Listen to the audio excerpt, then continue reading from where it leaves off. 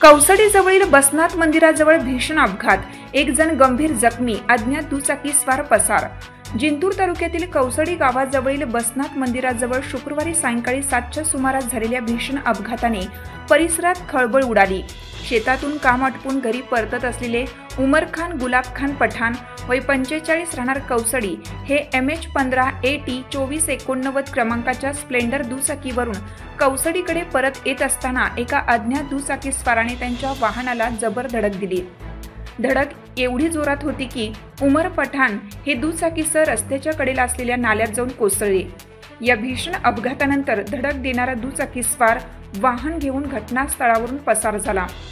दरम्यान त्याच रस्त्यावरून जात असलेले तौसिफ गनी शेख आणि मौजूद जुबेर शेख यांनी तात्काळ धाव घेत जखमी उमर पठाण यांना ऑटोमधून बोरी ग्रामीण रुग्णालयात दाखल केलं। तेथे वैद्यकीय अधिकारी डॉक्टर BK पवार यांनी प्राथमिक उपचार करून सांगितलं की डोक्याला जबरदस्त मार बसल्याने रुग्णाची अवस्था चिंताजनक आहे आणि पुढील उपचारासाठी त्यांना परभणी जिल्हा रुग्णालयात हलवण्यात आलं। या घटनेची माहिती बोरी पोलिसांना देण्यात आली। उमर पठाण यांच्या डोक्याला गंभीर दुखापत झाल्याची माहिती मिळाली असून त्यांच्या प्रकृतीबाबत सर्वत्र चर्चा सुरू आहे।